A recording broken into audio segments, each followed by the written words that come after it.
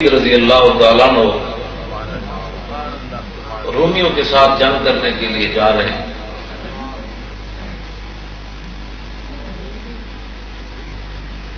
راستے میں رومیوں نے پوچھا خالد بن ولید سے کہ جس نبی کے نام پر تم اپنی جانوں تک قربان کر دیتے ہو،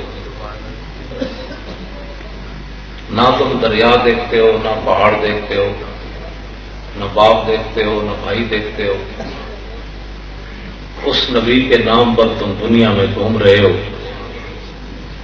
یہ بتاؤ تو صحیح اس نبی کی شان کیا تھی؟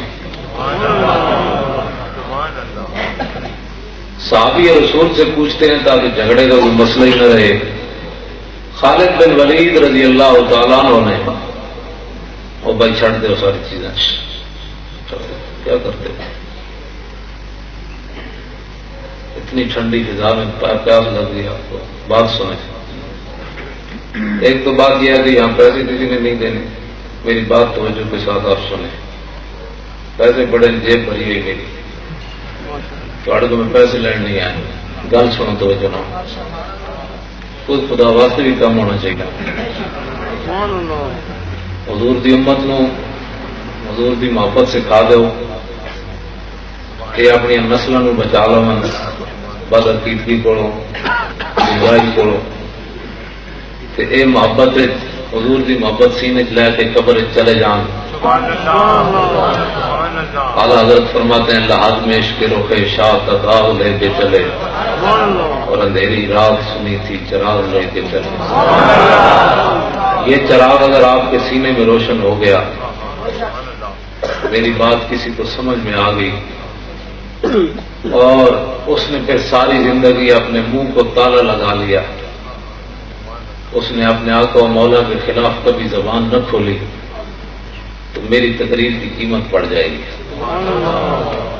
نعرہ تکبیر، نعرہ رسالت، نعرہ رسالت، نعرہ حیدری، غلام ہے غلام ہے، غلام یہ رسول میں جشن عید میلاد النبی۔ بہت ہی بے ادبی کا دورہ ہے، جس آدمی کا کوئی کام نہ ہو، بسم اللہ بھی سیدھی نہ آتی ہو، کلمہ شریف بھی پڑھنا نہ آتا ہو، وہ بھی چند آدمی بیٹھ کر حضور کے علم پر بات کرتے ہیں، حضور کے اختیارات پر بات کرتے ہیں، حضور کے تصرفات پر بات کرتے ہیں۔ ان کو پتہ نہیں ہے کہ کتنی نازک بارگاہ ہے یہ۔ عزت بخاری کہتا ہے کہ ادب کا حیث زیر آسماں از عرش نازک تر، کہ آسمان کے نیچے سب سے نازک بارگاہ رسول اللہ کی ذات ہے۔ اور نفس گم کر دمی آیت جنید و با یزیدی جا، عزت بخاری نے بہت نیچے آ کر بات کی ہے۔ اصل شعر یہ ہونا چاہیے تھا کہ نفس گم کر دمی آیت ابو بکر و عمر ہی جا۔ جنید و با یزید تو بہت باپ کے لوگ ہیں، ابو بکر و عمر بھی بارگاہ رسالت میں سانس گم کر کے بیٹھتے تھے کہ کہیں سانس بھی اونچا ہو گیا تو اعمال برباد نہ ہو جائیں۔ نعرہ تکبیر، نعرہ رسالت، نعرہ رسالت۔ اقبال کہتا ہے کہ عشق وہ سرمایہ جمعیت است۔ آج دنیا امت مسلمہ کی تباہی اور بربادی یہ ہے، یہ فرقے تبھی پیدا ہوئے ہیں۔ اقبال کہتا ہے امت مسلمہ جمع کس نقطے پر ہو سکتی ہے؟ اقبال کہتا ہے عشق وہ سرمایہ جمعیت است، اور ہم جو خون اندر عروق ملت است۔ کہتا ہے امت اگر اس نقطے پر جمع ہو سکتی ہے تو وہ محبت رسول پر ہو سکتی ہے۔ اور اقبال کہتا ہے یہ محبت رسول مسلمانوں کے لیے کیسے ہے؟ کہتا ہے جس طرح رگوں کے اندر خون کا ہونا ضروری ہے زندگی کے لیے، اسی طرح امت مسلمہ کی زندگی کی رگوں کے اندر عشق رسول کا ہونا ضروری ہے۔ اور دوسری جگہ اقبال کہتا ہے در دل مسلم مقام مصطفیٰ اور آبرو ماز نام مصطفیٰ۔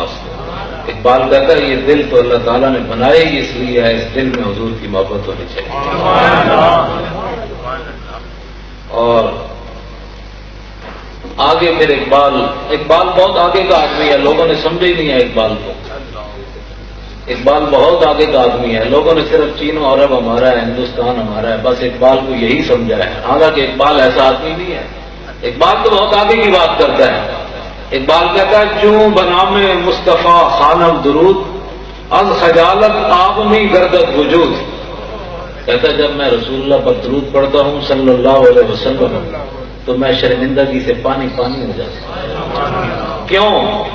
کہتا ہے عشق میں گوید اے محکوم غیر سینہ تو از بتا مانند غیر. اقبال کہتا ہے جب میں پڑھتا ہوں نا درود تو میرا عشق رسول یہ کہتا ہے کہ وہ تو غیروں کا غلام ہے اور دعوے محبت رسول کے کرتا ہے. تیرا سینہ تو بت خانہ بنا ہوا ہے، اس میں ہزاروں چیزوں کی محبتیں ہیں اور دعوے کو محبت رسول کے کرتا ہے. ذرا عشق نبی از حق قلم. کہنے لگا بڑے دعوے نہ کرنا، بڑے بڑے دعوے جی میں نے بڑا عشق رسول ہے تو جب موقع آوے تو تم گھروں ہی نہ نکلے. عشق رسول تو موقع آوے تو تم رشتے داری بھی نہ چھڑ سکے. موقع آوے تو جناب مجلس بھری ہوئے تو شرمے نہ انگوٹھے بھی نہ چومے کہ جی پتہ نہیں یہ جائز ہے کہ ناجائز ہے. اور موقع ہے تو کھڑے ہو کر صلاۃ و سلام بھی نہ پڑھے تو دعوے تو محبت رسول کے کرے.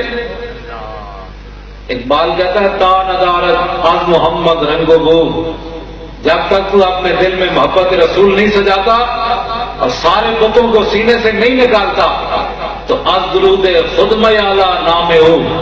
پھر درود پڑھ کر حضور کے نام کو میلا نہ کیا تھا.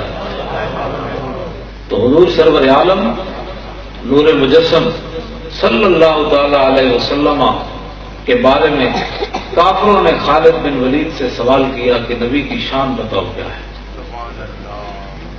اب خالد بن ولید نے جو بتا دیا اس کے بعد پھر بات ہی کوئی نہیں رہ جاتی. آپ نے فرمایا یار ہمارے آقا مولا کی شان کون بیان کر سکتا ہے. اعلیٰ حضرت نے تو یہاں بات قلم ہی توڑ دیا کہ تیرے تو بس عیب تناہی سے ہیں بری.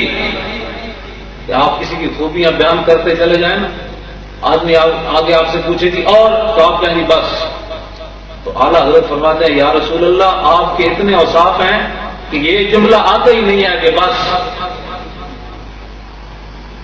یہ جملہ آتا ہی نہیں ہے کہ جناب بس ہے، اس کے آگے ہمارے آقا مولا کی شان نہیں ہے. تیرے تو بس عیب تناہی سے ہیں بری، حیران ہوں میرے شاہ کیا کیا کہوں تجھے. تو حضور سرور عالم صلی اللہ علیہ وسلم کے بارے میں خالد بن ولید نے کہا کہ ہمارے آقا مولا کے کمالات تو بے مثال ہے. میں تجھے ایک جملہ بتاتا ہوں ہمارے آقا کی شان کیا ہے. آپ نے فرمایا المرسل علی قدر المرسل.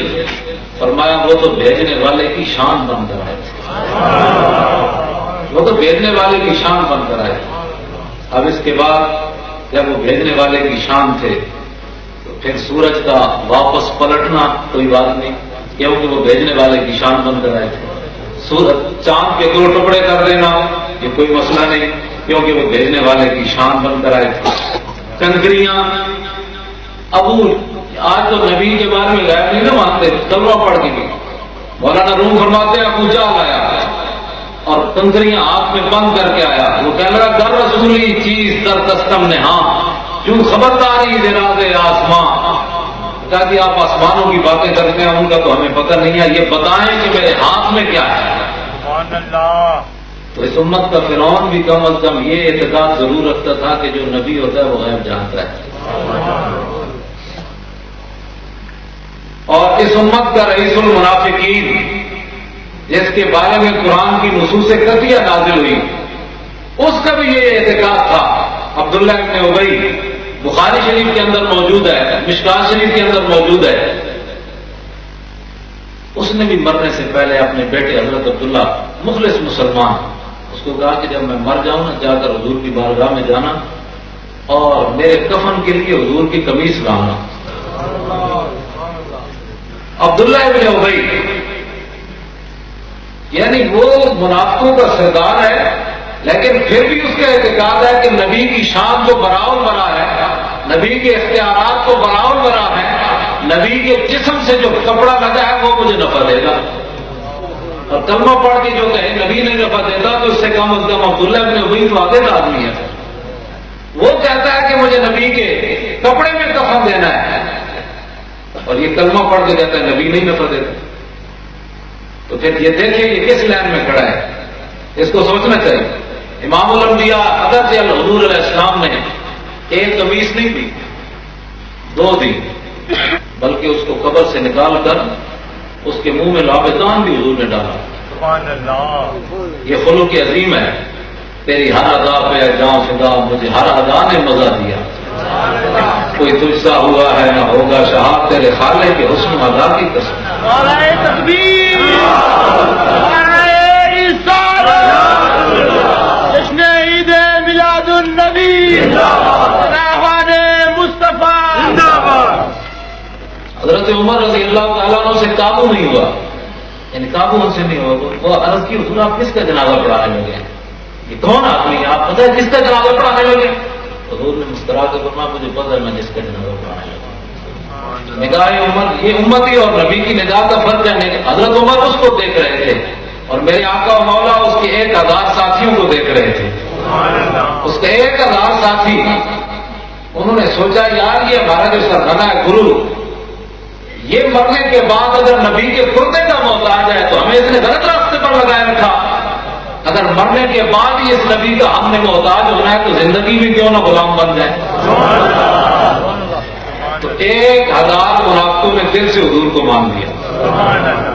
شفیع و حاکم و مختار مان ان کو دنیا میں، شفیع و حاکم و مختار مان ان کو دنیا میں، قیامت میں یہ سب کچھ دیکھ کر مانا تو کیا مانا۔